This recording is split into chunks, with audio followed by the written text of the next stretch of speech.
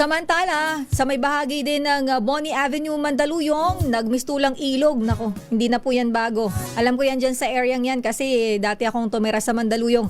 Alamin natin dahil mukhang matindi ang baha dyan. RH52, Edniel Parosa. Edniel.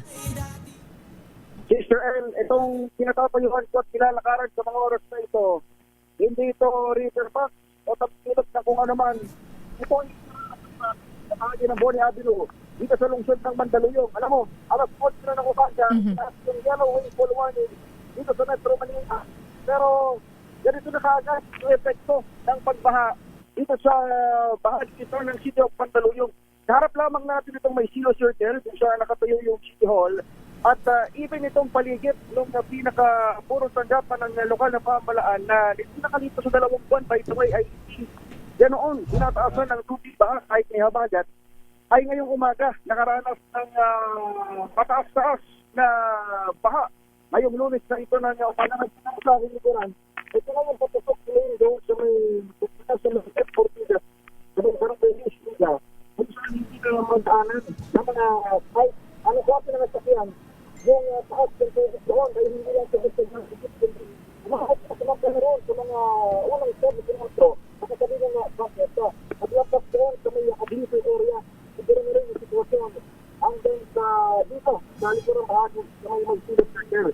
Itong nabinabagit natin sa area ng magpunta magkalulong ay yung kailangan sa pinagdagin at kahit yung malakas na ulan ay wala naman silang matayan para magkaroon ng automatic sensor. Dahil na naman ng yellow rainfall warning, ayun lamang ang sitwasyon ng umaga. Yan, so na, sa Metro Manila, kaya yung expect na anytime soon, ay nakamadamang sa rin kung sila silang pasok itong lokal na pamahalaan. At yan yung officially dapat kabalan sa kanilang official channels, hindi man. Doon sa mga magulang natin na may mga direct komunikasyon sa kanilang mga advisors sa kanilang mga anak. Papansin mo sa ating video ngayon na rin, yung ginawet, yung malakas na ulan, at baliban dito sa dati na mga sa area natin, at lampas chapter doon sa likuran, sa may bahagi ng Barangay Liga, ay wala namang ibang mga mataas puntos ba? Nilay-tala dito sa El San Monterrey. Ano na nandito tayo dyan sa may Kalentong, saan may mga umigumuhong kanapin para sa nagusali kahapon. At maliban doon sa mga binabagit nating area, ay inaasahan natin na hindi na gano'ng kataas yung baha. Pero tayo sa baha na yan, papakita ko lang ang pinilay-video natin. Pero dito, yan ay may silo circle. Ito yung may silo, Edniel, ano? Itong pinapakita natin yung video, ito yung may silo circle na lagi talagang binabaha dyan, matagal na. Tama, pero gaya ng binagit natin kanina, sa nagkaan dalawang dito, na umulan dito na rin sa habagat at sumanagkaan lumis, magpilubis sa Pumaymay. Alam mo, sumaniwala ka sa hindi din ito kataas ng baha dito. Oo. Ayun pa kamo, kung kailan rin. Ngayon, oo. Sa pag-asa, yung yellow rainfall warning sa Metro Manila, saka tumaas na ganito yung baha dito sa may Mandaluyong area.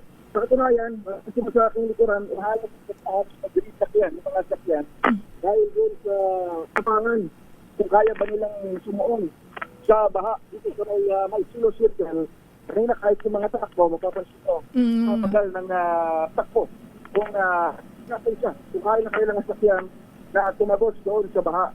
Ang sitwasyon ng tubig dito sa mga binabagit natin mga lansangan, yung mga motorista na lang ng kanilang mga driver, hindi na makadaan sa pala dito sa Bonnie F. Ortigas at ito sa may kanto ng Malsilo at Bonnie Avenue. Yung mga 4-wheel vehicle, kung sila lamang yan, wag mo nang ilabas na bahay.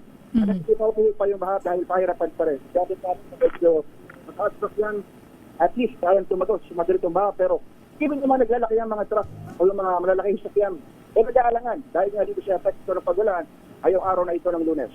Sitwasyon ito sa lungsod ng Mandaluyong. Ako si Edniel Barroso, Visual News. Una sa Pilipinas, una sa Pilipino.